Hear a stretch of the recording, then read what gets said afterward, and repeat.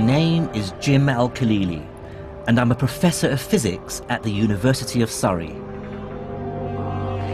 Studying the innermost secrets of atoms and their nuclei has been at the heart of my working life. But there's another side to me.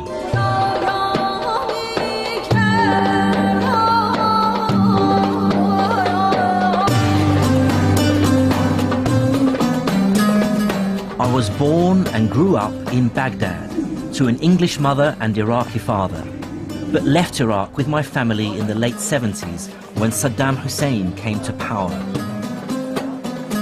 By then, science was already my great passion in life, and as I studied it further, I saw myself fully part of the Western tradition, inspired by names like Newton and Einstein.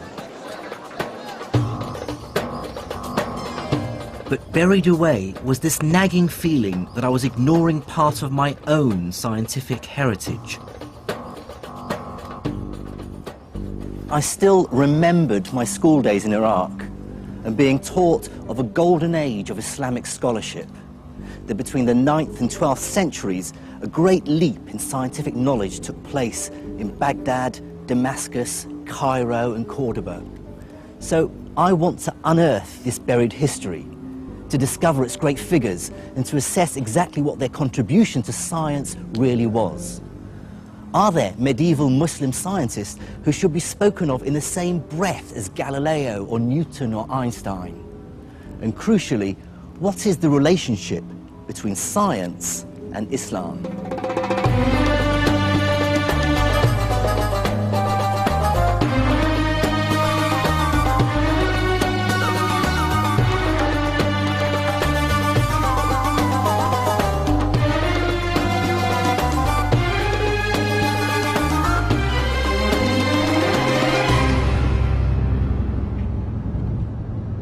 My journey into the science of the medieval Islamic world will take me through Syria, Iran and North Africa.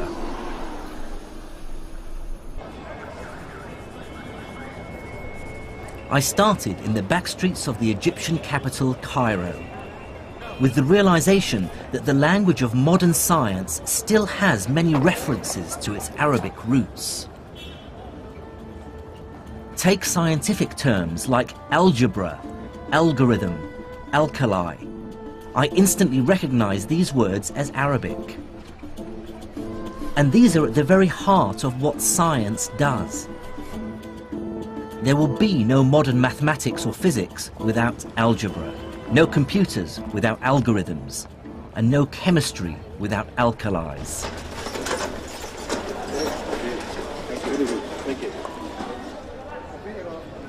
Surprisingly few people in the West today, even scientists, are aware of this medieval Islamic legacy. But it wasn't always so. From the 12th to the 17th century, European scholars regularly refer to earlier Islamic texts.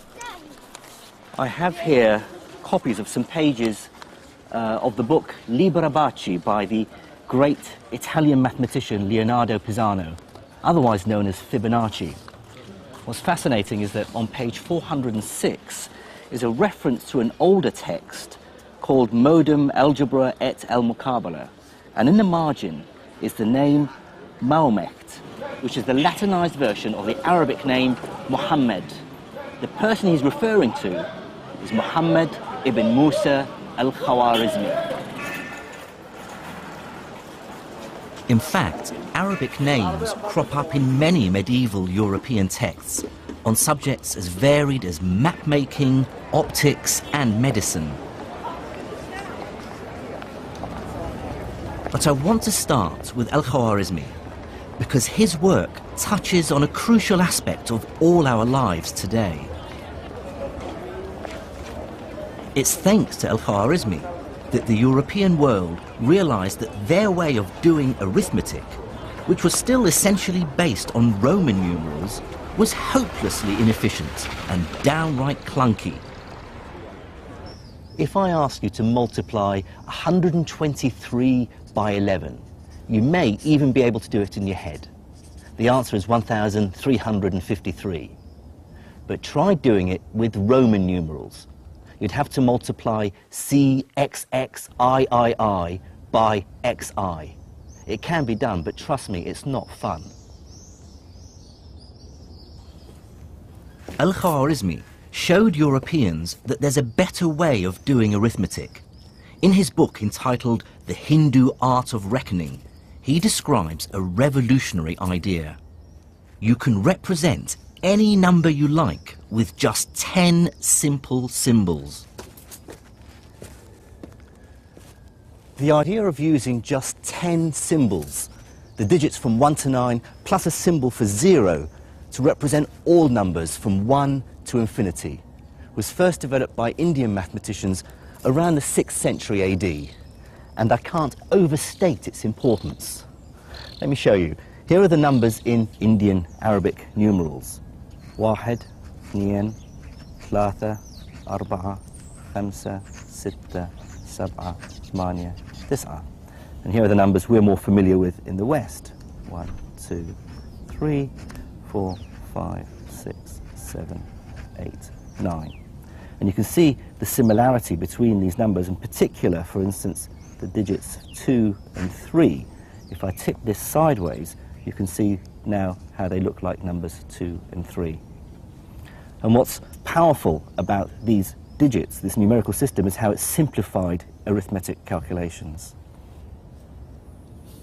But Al-Khawarizmi and his colleagues went further than just translating the Indian system into Arabic. They created the decimal point. This text, written a century after Khawarizmi, is by a man we know only as Al-Uqlidisi. Here he shows that this same decimal system can be extended to describe not just whole numbers, but fractions as well. The infinity of possibilities that lie in between the integers. Here's a copy of Al-Uqlidisi's manuscript where he showed how the decimal point is used for the very first time. He describes it by using a dash. Here are the digits 1, 7, 9, 6, 8, and you can see there's a small dash over the 9 indicating the decimal place. The idea of the decimal point is so familiar to us that it's hard to understand how people managed without it. But like all great science, it's blindingly obvious after it's been discovered.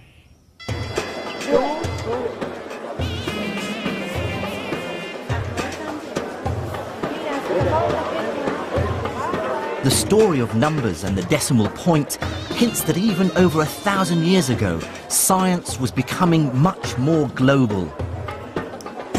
Ideas were spreading, emerging out of India, Greece, even China, and cross-fertilizing. And looking on a map that shows where people lived 1,000 years ago gave me my first insight into why medieval Islam would play such an important role in the development of science. Now look at which city lies at the center of the known world, a place where the widest range of peoples and ideas were bound to collide. It's the city where I was born, the capital of the Islamic Empire, Baghdad.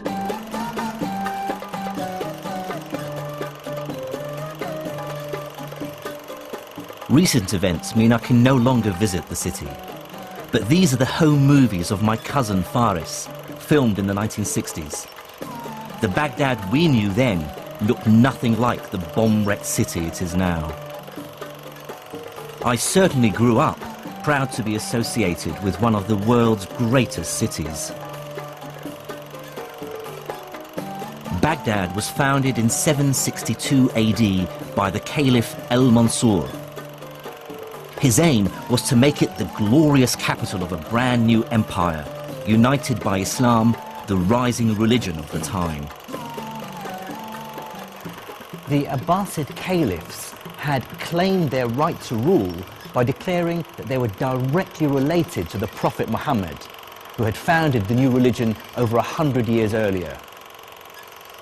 But in that short time, the armies of Islam had conquered a vast territory. Starting in a small area around Medina, they moved rapidly out of the Arabian Peninsula and within a few decades had taken control of the Levant, North Africa, Spain and Persia. I think one must bear in mind that this is an era in which people actually believed in God, and the dramatic successes of the Arabs as they poured out of Arabia was such that a lot of people did sort of observe and say they must have God on their side, this must be the true God. Some people did convert, or if they didn't convert, they did submit to Arab-Muslim political control for that reason. By the early 8th century, Islamic caliphs ruled a vast territory. And like most successful emperors, from Caesar to Napoleon, they understood that political power and scientific know-how go hand in hand.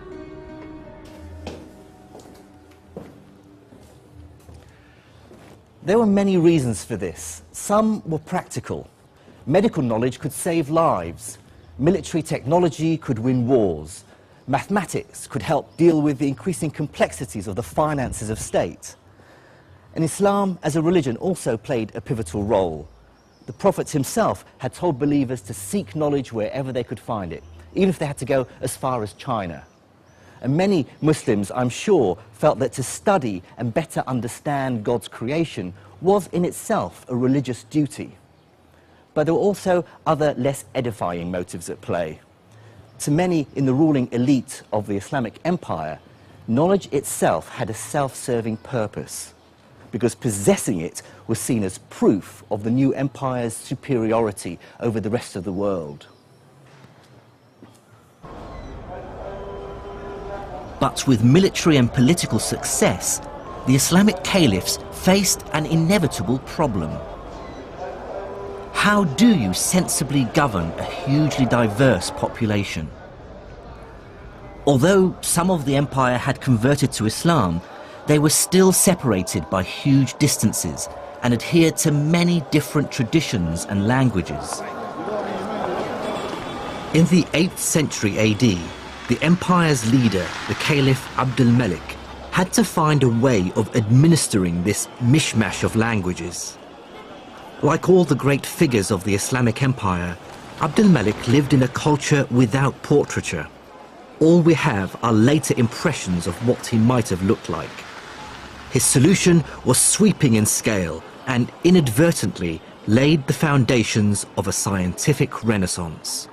It was this Abdul Malik ibn Marwan who said, this bureaucratic chaos has to stop. We cannot continue to run a government and govern all of this span of land with this Tower of Babel languages. So he wanted to govern it with a uniform language. That uniform language, of course, he wanted to be able to understand it, so he demanded that it be in Arabic.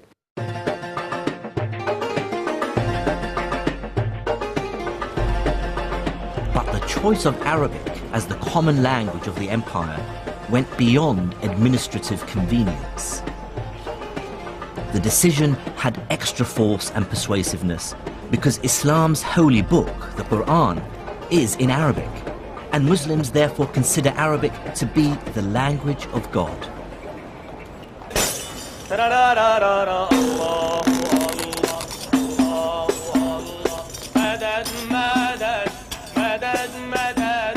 The words of the Quran are so sacred that its text hasn't changed in over 1400 years.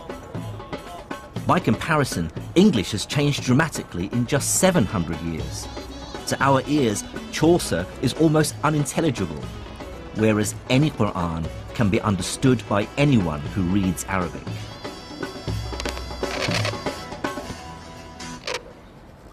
Making copies of the Quran has always been a specialized and highly respected job since the foundation of Islam. Calligraphy expert Naif Scarf, who lives in the Syrian capital Damascus, writes for mosques and in madrasas all over the country. These are words he's found himself writing over and over again, words of great significance for Muslims. They're the opening line to each chapter in the Quran.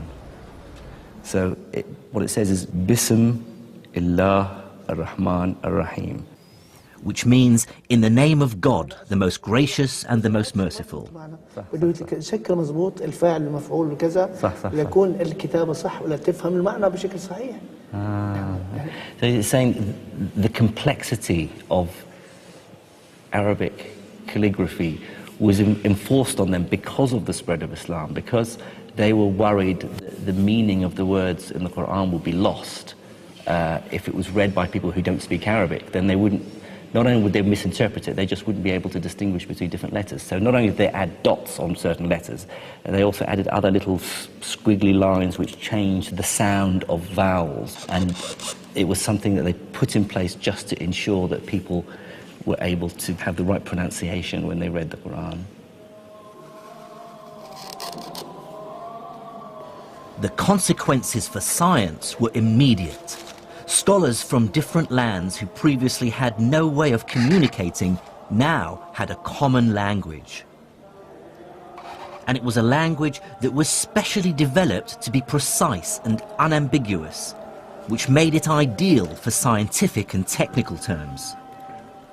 What this meant was the summoning into existence of a vast intellectual community where scholars from very different parts of the world could engage in dialogue, comparison, debate, argument, often very fierce argument, with each other. It was possible for scholars based in Cordoba in southern Spain to engage in literary and scientific debate with scholars from Baghdad or from Samarkand.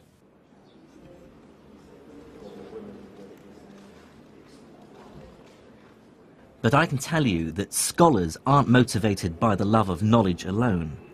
There's nothing like a large hunk of cash to focus the mind. By the early 800s, the ruling elite of the Islamic Empire were pouring money into a truly ambitious project, which was global in scale and which was to have a profound impact on science. It was to scour the libraries of the world for scientific and philosophical manuscripts in any language. Greek, Syriac, Persian and Sanskrit. Bring them to the empire and translate them into Arabic. This became known as the translation movement.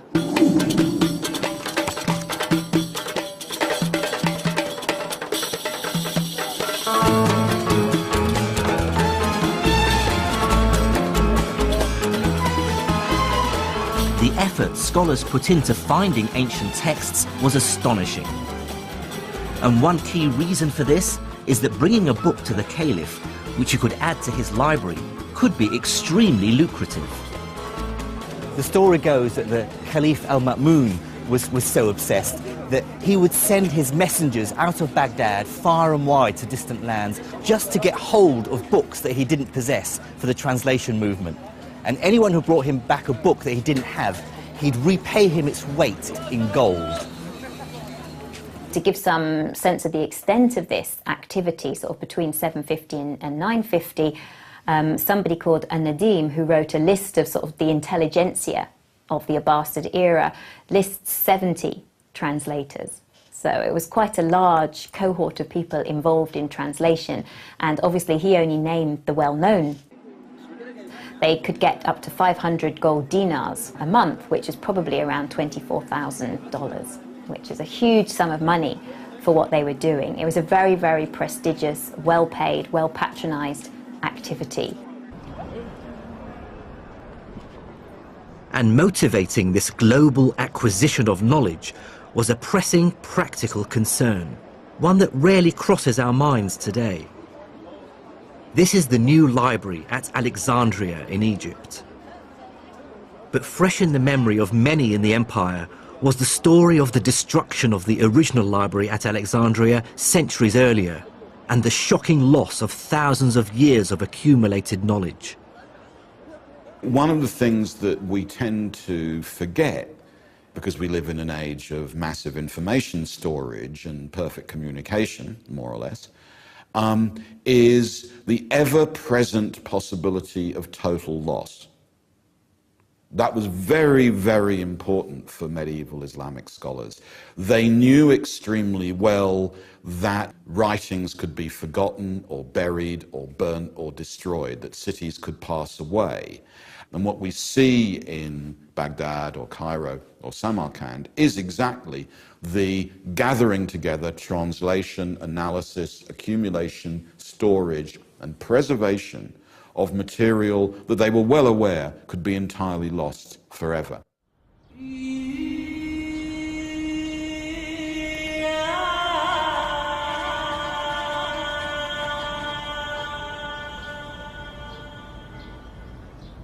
And if there was one branch of knowledge that everyone, from the mighty caliph to the humble trader, wanted to preserve and enhance, it was medicine.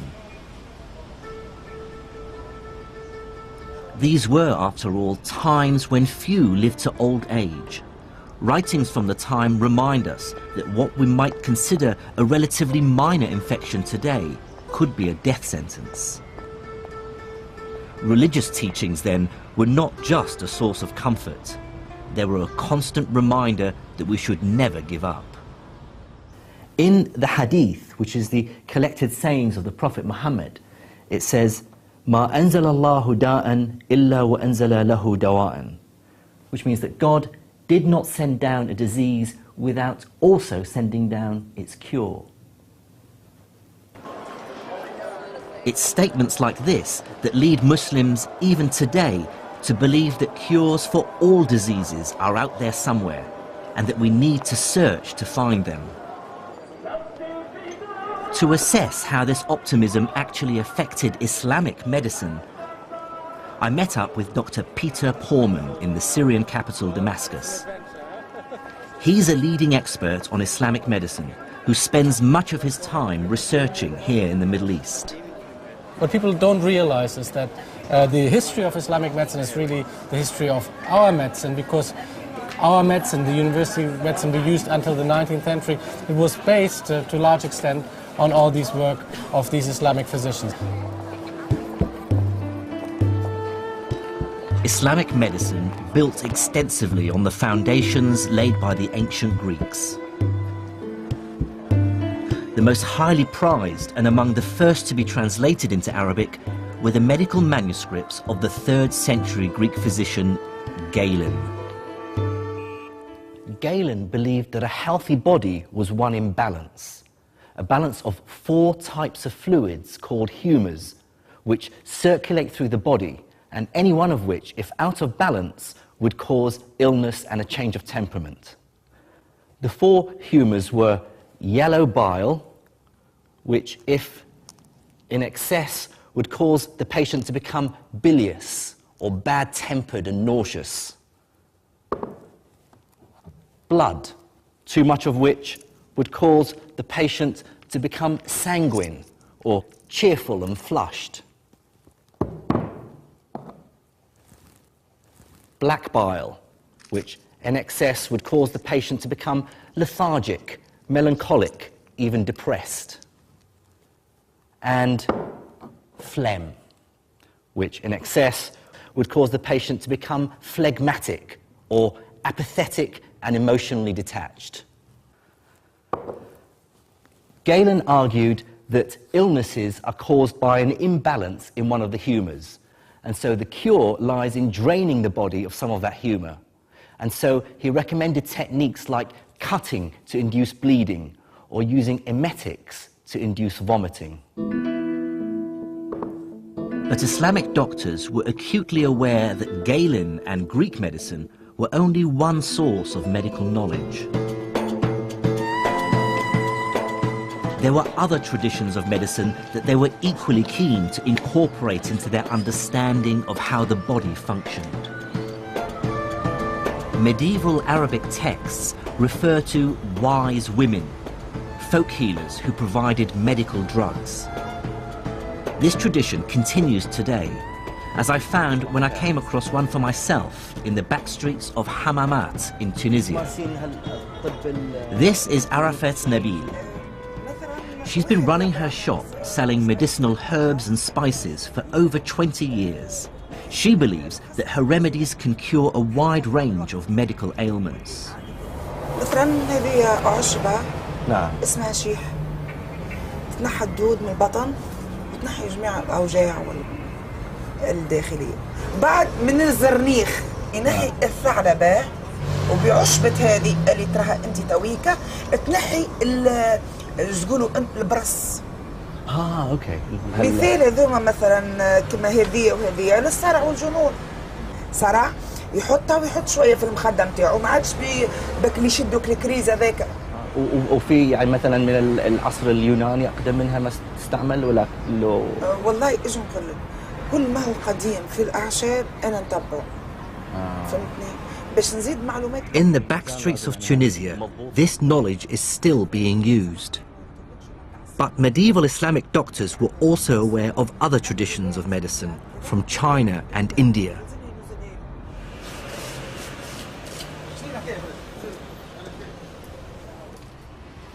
And yet another tradition of medical guidance came from within Islam itself, and takes some of its ideas from the Quran and some from the collected sayings of the Prophet, the Hadith.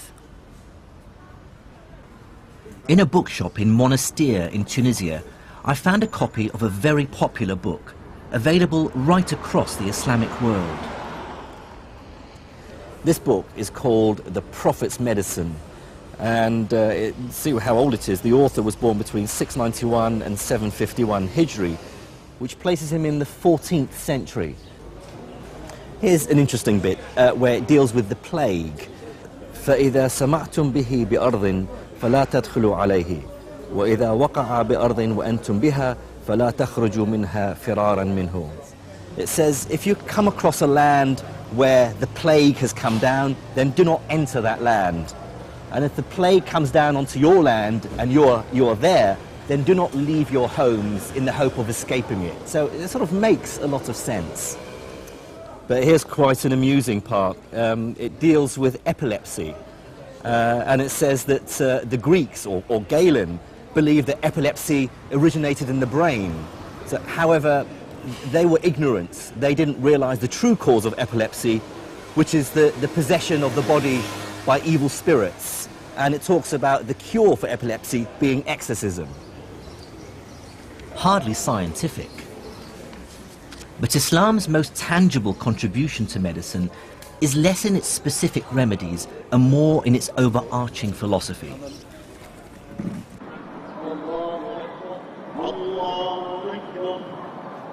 It is, after all, a religion whose central idea is that we should feel compassion for our fellow humans. And accompanied by Dr. Peter Porman, I'm going to see a physical, bricks and mortar manifestation of medieval Islamic compassion. This is the Nur al-Din Hospital, the leading hospital of the Islamic Empire, built here in Damascus and now a museum. This was built in the 1150s, 1154 I believe. One of the ideas which are stipulated in Islam is the idea to be charitable, and yes, charity, zakah, yes. Exactly, and an obligation to give alms and stuff like that. Yeah. And so, if you're a ruler or if you have a lot of money, what you could do is obviously you could really be charitable, and set up like a nice hospital like this one. Okay. And within the hospital, Islam actively encouraged a high degree of religious tolerance, something we take for granted in modern secular society. The hospital was open to all communities, so you would have Christians, you would have Jews, Muslims obviously, maybe other denominations, both as patients and also as practitioners. Like a Christian studies with a Muslim says my best student was a Jew, and so the medicine which was practiced here transcended religion. I mean, typically, how many physicians would there be? Well, it depends. Well, like for certain hospitals, we hear figures of like 24 or 28 physicians. Yes, the physicians would do the rounds in the mornings, you see, do their prescriptions and stuff like that. Yes, hasn't changed over the ages. Yeah. As a result of the translation movement, those physicians now became aware of the latest remedies from as far away as India and China. And as the new drugs filtered in from the rest of the world, hospitals started to set up a new kind of facility within their walls, the pharmacy. So this notion of a pharmacy in a hospital, is that a new innovation? Well, the whole package, certainly, that's new. And what is interesting, if you look for innovation, again, like on the level of pharmacy, if you look at Baghdad or even Damascus, it's at this crossroad of cultures. So and loads of new things come in, like musk, for instance, myrobalan. You have like Indian drugs. There's like an Indian pill, for instance, which is good against headaches and to, bad breath, but also gives you sexual appetite and stuff like that. So Cures your headache, gives you fresh breath, and gives you increased. And so it's like toothpaste, Viagra, and aspirin. That's right, all in one. Fantastic. Yeah. So let's walk in here. Peter wants to show me perhaps the most ghoulish aspect of Islamic medicine: surgery. Here you have like a wonderful illustration. It appears that this is the first anatomical illustration in history. Like you see, it says adala, which means muscle, and so these are like the different muscles which move the eyelids. So it was understood then that the muscles controlled the absolutely the lens in the eye. Yeah, and moved the eyelid and stuff like that. So the other thing which we have here, which is really nice, is I think we have some. Like ophthalmological instruments. For instance, it's a hook, could be used, for instance, like to kind of pull back your eyelid, that sort of thing. These instruments were very useful to the doctor. Although these tools might look crude, eye surgery was one of Islamic medicine's great successes. One innovation was to improve an older technique for curing cataracts called couching, which in their hands had a success rate of over 60%. In a living subject, the cornea would be clear and you'd be able to see the pupil clearly with the cataract sitting behind the pupil, the wide opacity. To see how couching stands the test of time, I'm meeting up with eye surgeon Mr. Vic Sharma. Right, the cataract is the lens inside the eye, which sits behind the pupil. As with time, with age, the lens gets cloudier and cloudier. And that's what is referred to as a cataract. Okay. I've brought along a replica of a medieval couching knife and a description of the treatment by Al-Bukassis, which is the Latin name for the great 10th century Islamic surgeon Al-Zahrawi. He says you take the couching needle in your right hand, if it be the left eye, and so on, and then thrust the needle firmly in, at the same time rotating it with your hand until it penetrates the white of the eye, and you feel the needle has reached something empty. So he's talking about how to dislodge. Exactly. So, maybe you can show me. We've got some eyes here. Yep, and I'll certainly give it a shot. And what they would have done would have attempted to go in just by the white of the eye, just at the edge where the cornea is. And then what they are attempting to do is to sweep around, trying to break all those ligaments of that lens and trying to get the lens to drop away from the pupil to allow more light to enter in through the pupil and to brighten the subject's vision. But of course you haven't got the capacity to focus. Oh yeah, you haven't got a lens now, so that was a big problem until people started compensating that with specs later on. Right. What is your feeling about how advanced and successful? Well, they were on the general ballpark. They were at the right place. They were trying to remove the cataract away from the visual axis. They understood the anatomy of the eye. Exactly. They had some understanding of the anatomy of the eye, and that the lens was behind the pupil, and that's what was causing the visual loss. And so removing that, and that general principle is still the same. Right. And there are still accounts of it being used in certain parts of the world presently.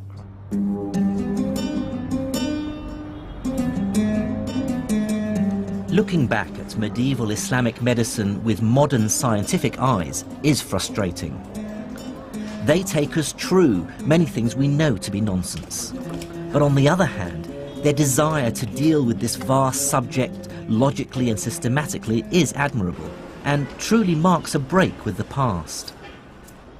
One Islamic scholar, more than any other, embodies the synthesis of religion, faith and reason. His name was Ibn Sina, or Avicenna, as he's known in the West. He was a polymath who clearly thrived in intellectual and courtly circles. In 1025, he completed this, Al-Qanun fil Tib, or the Canon of Medicine. In it, Ibn Sina collated and expanded on all that had gone before him, medical ideas from Greece to India, and turned them into a single work. So how would you place this book in a historical context? Oh, it's hugely important. I mean, there are a few books which are as important as the canon, because what this encyclopedia does, it kind of, sweeps away everything else. It becomes a textbook. It supersedes a lot of other texts, and people even complain that, it's so good, it's so tightly organized, it's so easily accessible that, people forget to read the Greek sources in Arabic translations. This whole first book, this is the first book, contains what we call the kulliyat, the general principles. So it's all about how the human body works, how diseases work in general. The second book contains diseases of what we sometimes call from tip to toe, like from tip to toe. So he starts with the diseases of the head, and then he moves down, like the eyes, the ears, the nose, the mouth, and normally they end up at the sexual organs, you see. At first sight, the sheer ambition of the 3 volumes is hugely impressive. Here's an attempt at diagnosis and cure for diseases as diverse as depression, meningitis and smallpox. And there's even detailed chapters on more common problems. So, for instance, here you have headaches. So different kinds of headaches. في العلاج الصداع الحادث عن الروائح الطيبة. So headaches caused by pleasant, fragrant smells. And then he's also got الحادث من الخمار, so hangovers. Different kinds of you can get headache from sex. Is that right? Well, I mean, hasn't happened to me yet, but I mean, let's see. So, the treatment of headache caused by sex.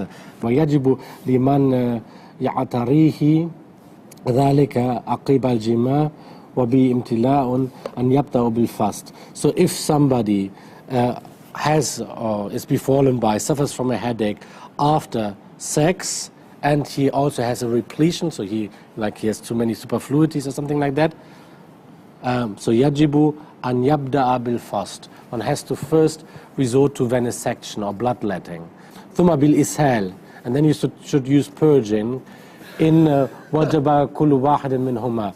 For both of them, I mean, bloodletting and purging are necessary.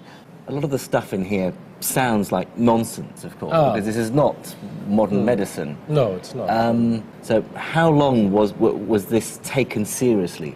Well, the fundamental ideas contained here about how the body works, I mean, they haven't changed until the early 19th century. I mean, there was progress, obviously, on certain levels, but the essence was the same. And then came the big break with the discovery of bacteria and viruses and things like that. And from the second half of the 19th century onward, medicine was totally revolutionized. Ibn Sina's canon of medicine is a landmark in the history of the subject. Although much of the medical science it espouses we know now to be terribly misguided, its value lies in accumulating the best knowledge in the world at the time into one accessible, organized text. The canon would give future generations something to rewrite.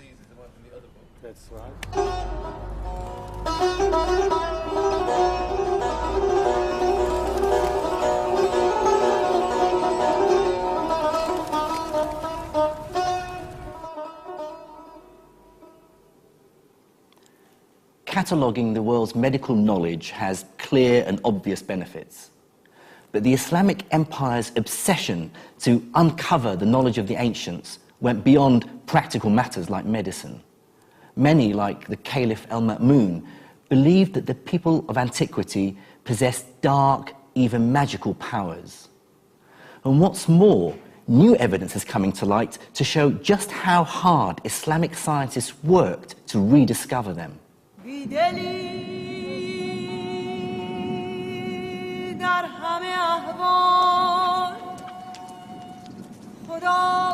To find out about that story, I have to visit the harsh, burnt yellow of the Sahara Desert in Egypt. There I am to meet an academic who wants to show me how the translation movement took the Arabs to Egypt on a quest to break a code, which they thought hid the secret of the dark art of alchemy.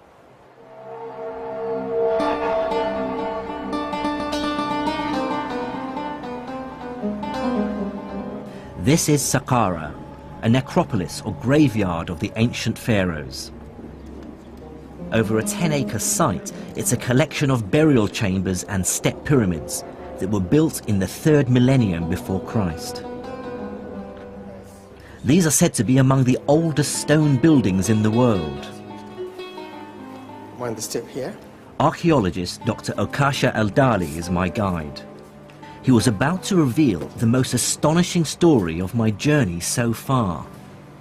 Look at that.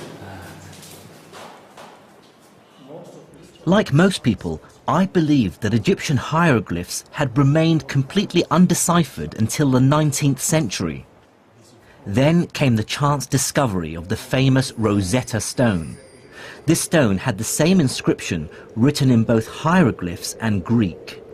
It provided the crucial clues which British and French scholars used to decipher the writings of ancient Egypt. That's the usual story one hears.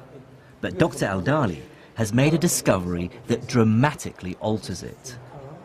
He has recently unearthed a number of rare works by the Islamic scholar Ibn Wahshiyya. What he did was figure out a correspondence between hieroglyphs like these and letters in the Arabic alphabet. If you look here, for example, at Ibn Wahshiyya's manuscript, you see he's giving us the Egyptian hieroglyphic signs that have phonetic value underneath. Yes, and they have the phonetic value in Arabic underneath. So look very carefully at this one. He says "seen" underneath that seat. Yes. Now look at this seat here. That is S. That seat in Egyptian hieroglyphic is used for the sign S, seen, which is what you see here, seen. That is the name of the god Osiris, Osiris. Oh, with an S. That's the seen. Yeah. This is the letter H. This one here. This is the heart. The water wave Right. is the letter N, or noon in Arabic. T, and the letter F. These are all letters. These are all letters. But then he realized... But how did he decipher the hieroglyphs? The one good thing about the early Arab scholars was their ability to link ancient Egyptian language, we call hieroglyphic, to link it with their own contemporary Coptic. They realized that Coptic is nothing but the later stage of ancient Egyptian language. And they realized this because the translation movement had literally placed hundreds of Coptic texts into their hands. The scholars could now see a direct link between hieroglyphs and Arabic. What fraction of these symbols would have been correctly deciphered? They got about 14 letters. They cracked more than half of the Egyptian hieroglyphic correctly. So that was a remarkable achievement for people in the 9th century, 10th century.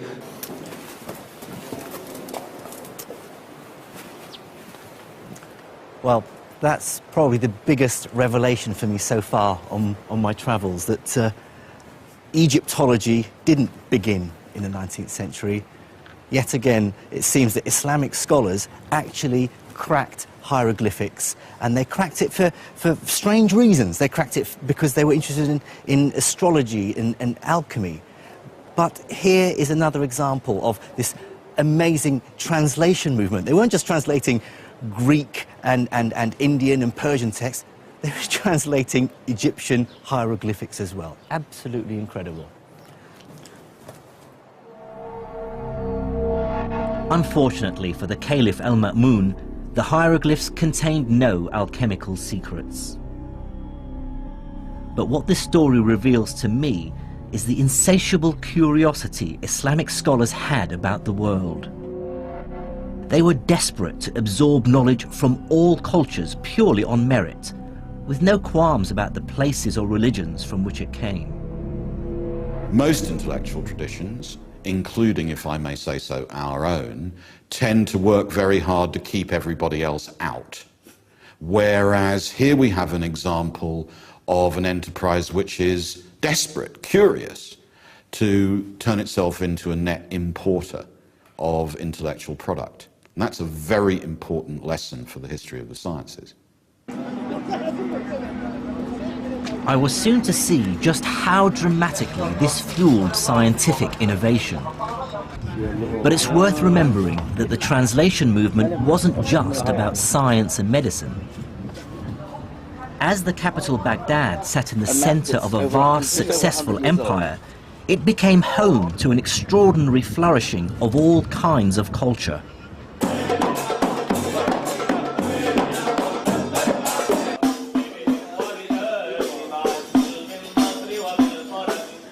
For this is the time described by 1001 Nights of great and generous caliphs, magic carpets, great journeys, but also ambitious buildings, music, dance, storytellers and the arts.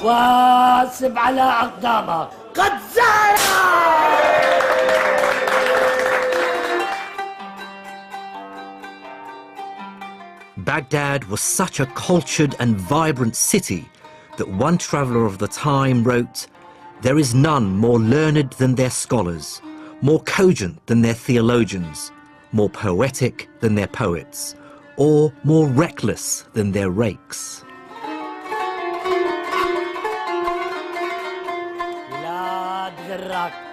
It really must have felt like Baghdad and the Arabic Empire were the world leaders in civilization and culture. To be part of that city's growing intellectual elite must have been as exciting as it gets. It was a new Muslim city. It only started to be built in 756. So it has that sort of sense of almost being on a frontier, of being something new, of being something different. It was full of courtiers, it was full of sort of nouveau riche individuals who were trying to make their way at the Abbasid court. And it is the sort of a place, if you like, where innovation is valued and appreciated. At the heart of the city's intellectual life was a system called the Majlis. Now, the word Majlis could probably best be translated as salon or talking house.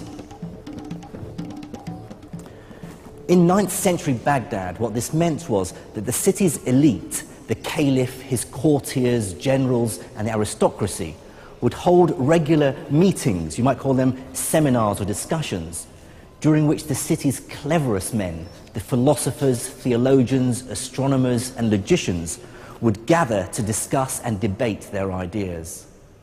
It was not the case that people were expected to adhere to a particular line or adopt a particular religion.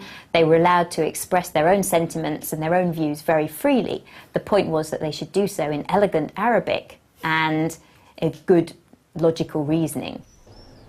The effect of the Majlis was to create a heady mix of money and brains, with the best minds in the empire swapping ideas while simultaneously engaged in fierce competition for patronage.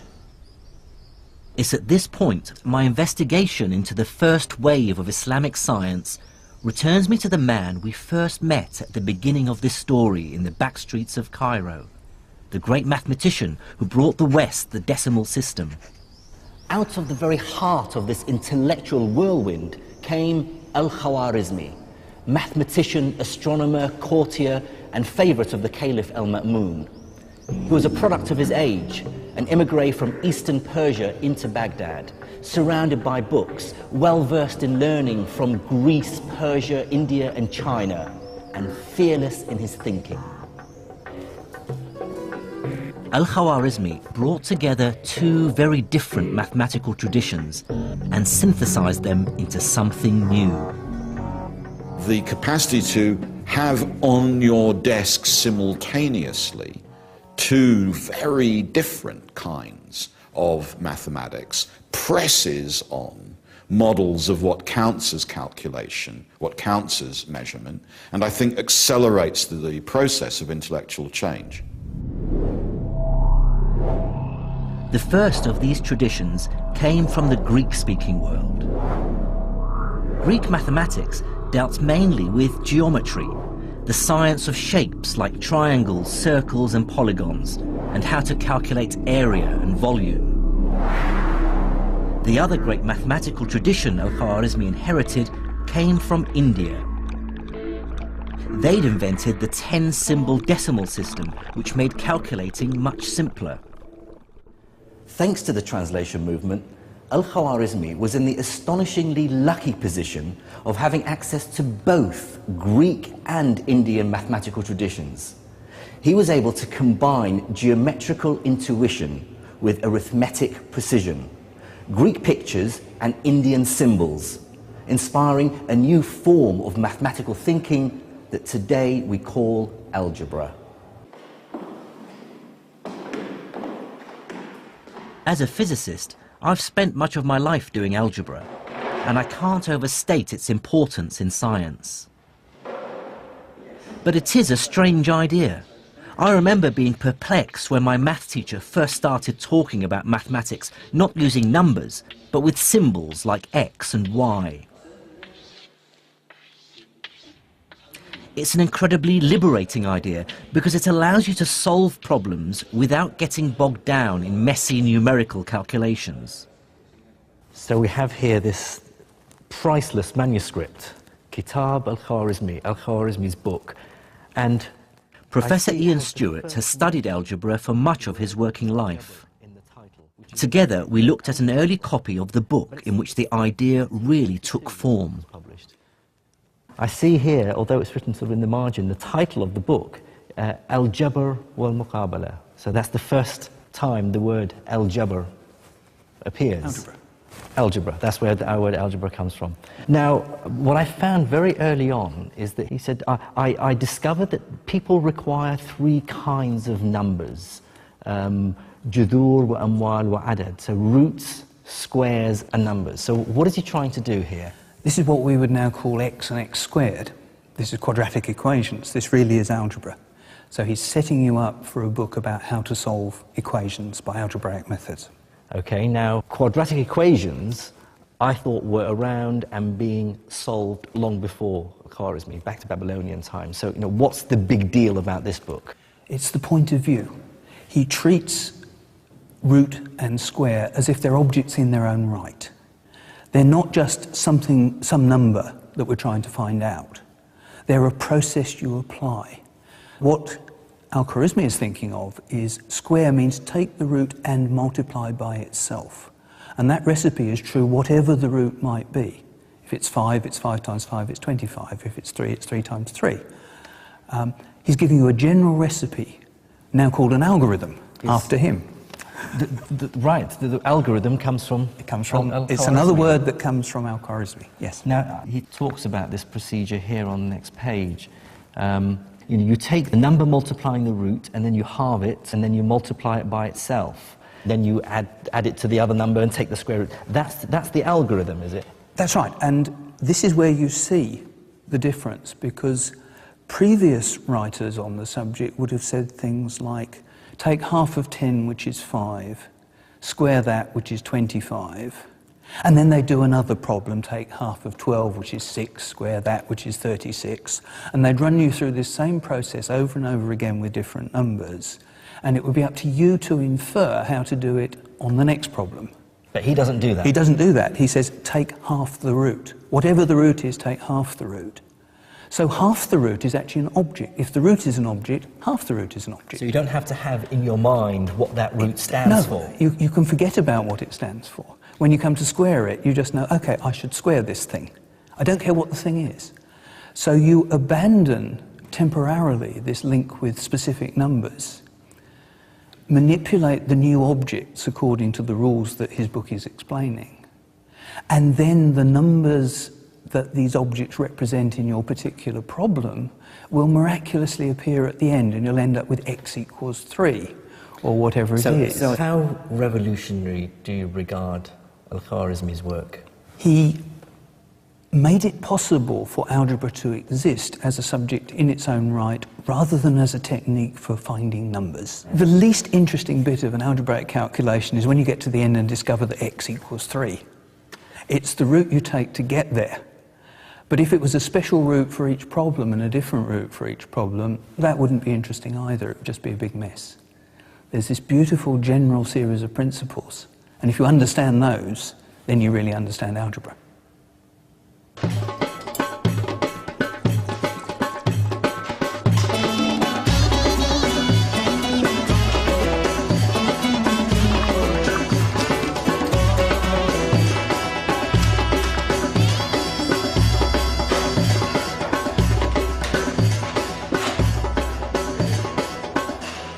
is the true global importance of algebra?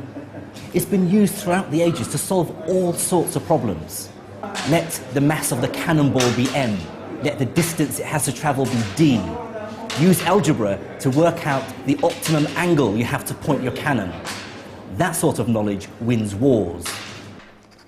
Or let's call the speed of light c, the change in mass of an atomic nucleus m, and then calculate the energy released with the following algebraic formula: E equals mc squared. Mastery of that information truly is power.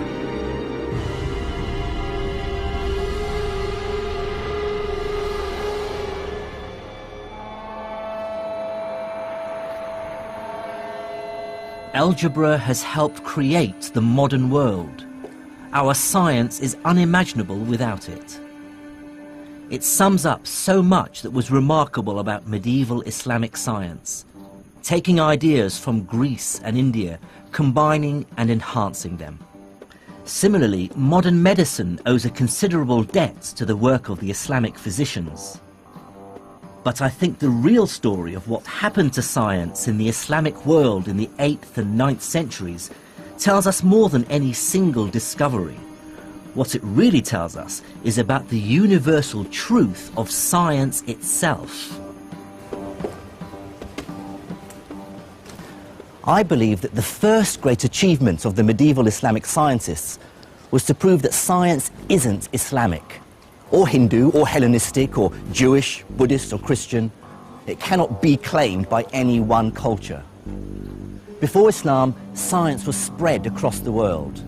But the scholars of medieval Islam pieced together this giant scientific jigsaw by absorbing knowledge that had originated from far beyond their own empire's borders. This great synthesis produced not just new science, but showed for the first time that science as an enterprise transcends political borders and religious affiliations. It's a body of knowledge that benefits all humans. Now that's an idea that's as relevant and as inspiring as ever.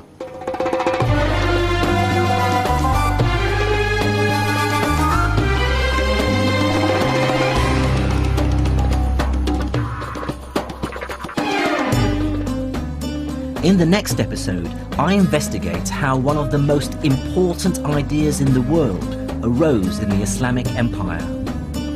I discover how mathematics and experimentation fused together as the empire embraced a medieval industrial revolution. And in Cairo, I find out how these ideas led directly to today's world of science and technology.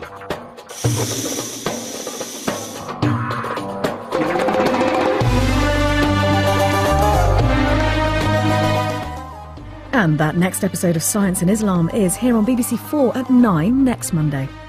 On Wednesday here on BBC 4, we spend an evening looking at, rather than through, the world's strongest and most famous telescopes, starting with a Sky at Night special at 8.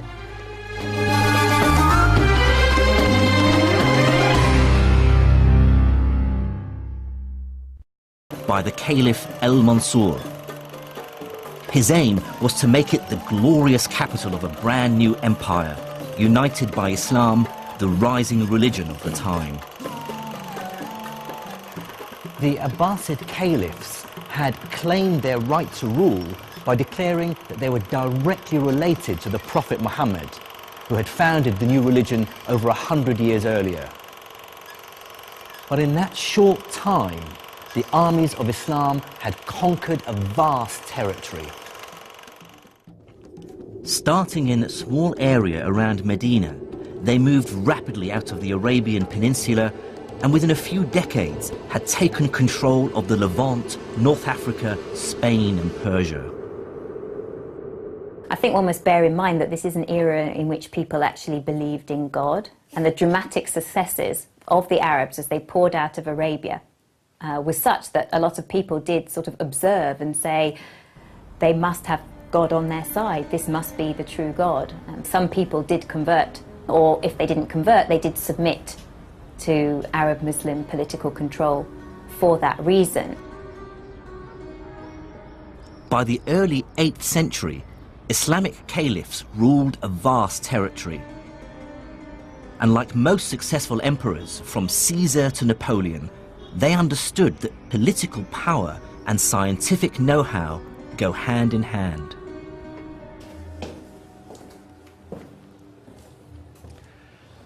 There were many reasons for this. Some were practical. Medical knowledge could save lives. Military technology could win wars. Mathematics could help deal with the increasing complexities of the finances of state. And Islam as a religion also played a pivotal role. The Prophet himself had told believers to seek knowledge wherever they could find it, even if they had to go as far as China. And many Muslims, I'm sure, felt that to study and better understand God's creation was in itself a religious duty. But there were also other less edifying motives at play. To many in the ruling elite of the Islam. My journey into the science of the medieval Islamic world will take me through Syria, Iran, and North Africa.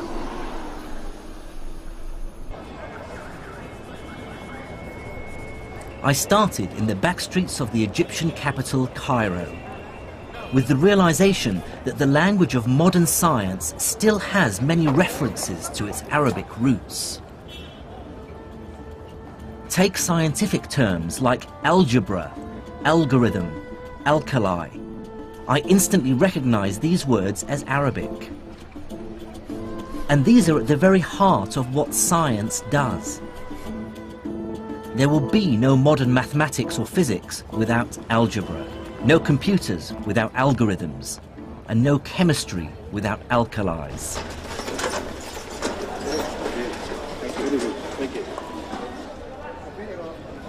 Surprisingly few people in the West today, even scientists, are aware of this medieval Islamic legacy. But it wasn't always so. From the 12th to the 17th century, European scholars regularly refer to earlier Islamic texts. I have here copies of some pages of the book Liber Abaci by the great Italian mathematician Leonardo Pisano, otherwise known as Fibonacci. What's fascinating is that on page 406 is a reference to an older text called Modum Algebra et al-Muqabala, and in the margin is the name Mahomet, which is the Latinized version of the Arabic name Muhammad. The person he's referring to is Muhammad ibn Musa al-Khwarizmi.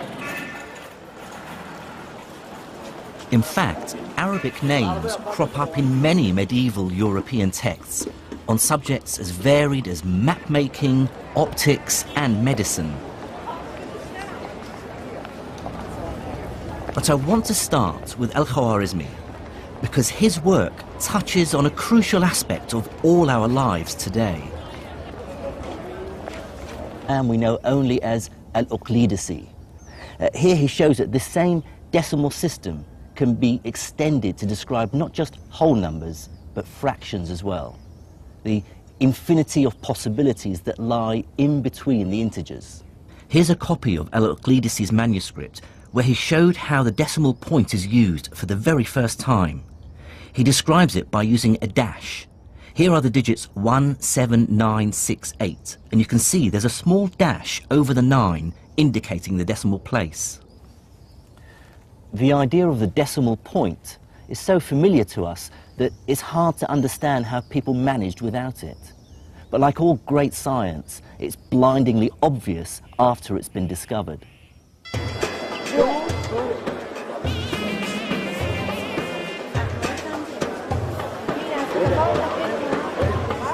The story of numbers and the decimal point hints that even over 1,000 years ago, science was becoming much more global. Ideas were spreading, emerging out of India, Greece, even China, and cross-fertilizing. And looking on a map that shows where people lived 1,000 years ago gave me my first insight into why medieval Islam would play such an important role in the development of science. Now look at which city lies at the center of the known world, a place where the widest range of peoples and ideas were bound to collide. It's the city where I was born, the capital of the Islamic Empire, Baghdad.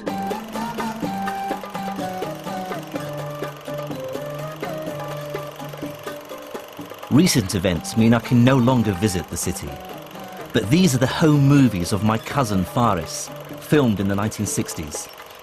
The Baghdad we knew then looked nothing like the bomb-wrecked city it is now. I certainly grew up proud to be associated with one of the world's greatest cities. Baghdad was founded in 762 AD. It's thanks to Al-Khwarizmi that the European world realized that their way of doing arithmetic, which was still essentially based on Roman numerals, was hopelessly inefficient and downright clunky. If I ask you to multiply 123 by 11, you may even be able to do it in your head. The answer is 1,353. But try doing it with Roman numerals. You'd have to multiply CXXIII by XI. It can be done, but trust me, it's not fun. Al-Khwarizmi showed Europeans that there's a better way of doing arithmetic.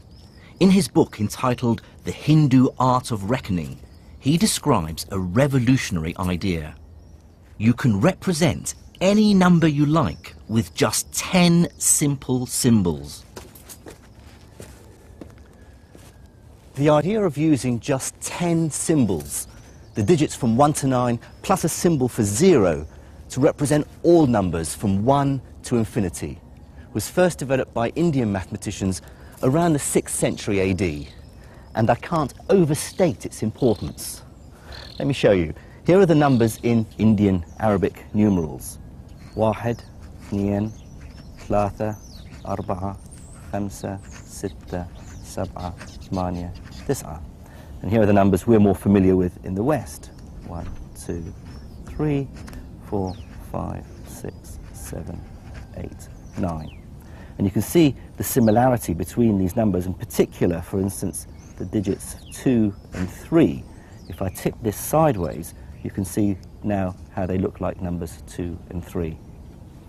And what's powerful about these digits, this numerical system, is how it's simplified arithmetic calculations. But Al-Khwarizmi and his colleagues went further than just translating the Indian system into Arabic. They created the decimal point. This text, written a century after Khwarizmi, is by a man.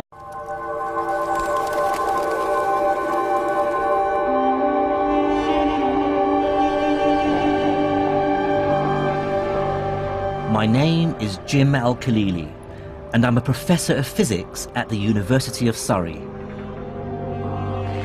Studying the innermost secrets of atoms and their nuclei has been at the heart of my working life.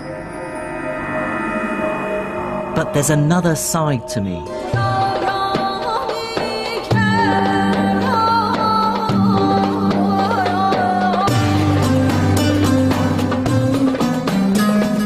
I was born and grew up in Baghdad to an English mother and Iraqi father, but left Iraq with my family in the late 70s when Saddam Hussein came to power. By then, science was already my great passion in life, and as I studied it further, I saw myself fully part of the Western tradition, inspired by names like Newton and Einstein. But buried away was this nagging feeling that I was ignoring part of my own scientific heritage. I still remembered my school days in Iraq and being taught of a golden age of Islamic scholarship, that between the 9th and 12th centuries, a great leap in scientific knowledge took place in Baghdad, Damascus, Cairo and Cordoba. So I want to unearth this buried history, to discover its great figures and to assess exactly what their contribution to science really was. Are there medieval Muslim scientists who should be spoken of in the same breath as Galileo or Newton or Einstein? And crucially, what is the relationship between science and Islam.